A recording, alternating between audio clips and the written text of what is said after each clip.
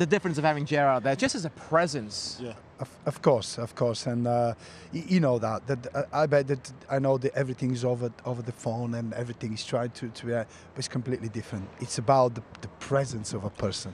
It's about who's there, who leads. You know, even the fans were a bit quiet today, and if that was Steven Gerrard. You know, it's just movements and the way he makes decisions, his reactions. You just get the place lifted. Which manager for you was the best at doing that? When you think back of, not just here, but at any club, that the crowd were always behind and the players. Martin O'Neill, because he lived the game. Yeah. He lived the game. He lived every single situation. I bet that Steven Gerrard, with some of the decisions that was done today, he would have been in front. He would have tried, and that you bring that intensity, that energy into the pitch, into the players. And when you have somebody out there, I know that Gary McAllister was saying, yeah, definitely, but we communicated. It's really difficult. He's the main man. Yeah. That's why he was brought here, to lead, to manage. And when you don't have him, it's a big problem. I was saying, look, Steven Gerrard, he's the pinnacle of footballers.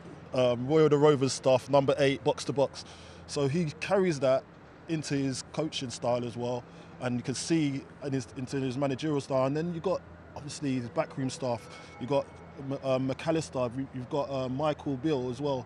You got these people in the backroom staff that he's chosen, handpicked them for these sort of things. So when he's away from it, because David Moyes went through it, I think it was last season as well.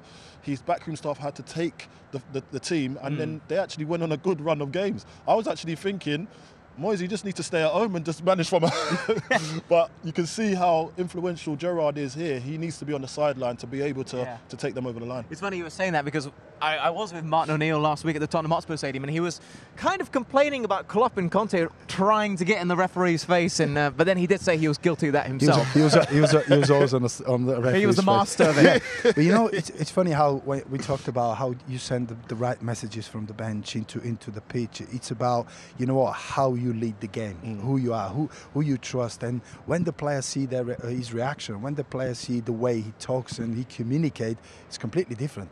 If he's not there, then always you take the foot off your pedal. And when you look at it as well, when Dean Smith was in charge, obviously we're not looking too far back actually. Last season, you probably had John Terry in the backroom staff. You had a few other people at the backroom staff that could lead from inside the changing room. Steven Gerrard's a leader. And if he's in that change room, and you know he's galvanising his team, and because now he's not playing, he has to exert it in a different way, and that is you can't underrate that sort of quality, and he brings that to the table.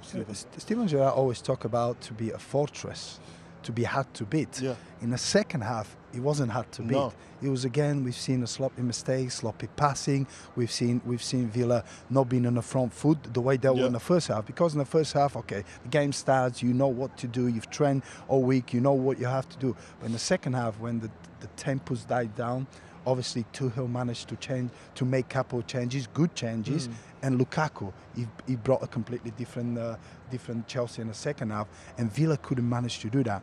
If that was Steven Gerrard here, he would have pushed. Just being there, he would have probably changed something on Ming's game. He would have asked me not to get closer, or give yourself, because when you know what, as a centre half, when you have a problem like that, if I play against Counter-Con, I would not even want to battle to him. What I'm going to do, not even that, I'm just going to make sure that I've got a midfielder in front of me so they don't play the ball to him. Because don't get pinned. Yeah, but because the sooner he get the ball at his feet, Lukaku is a powerhouse.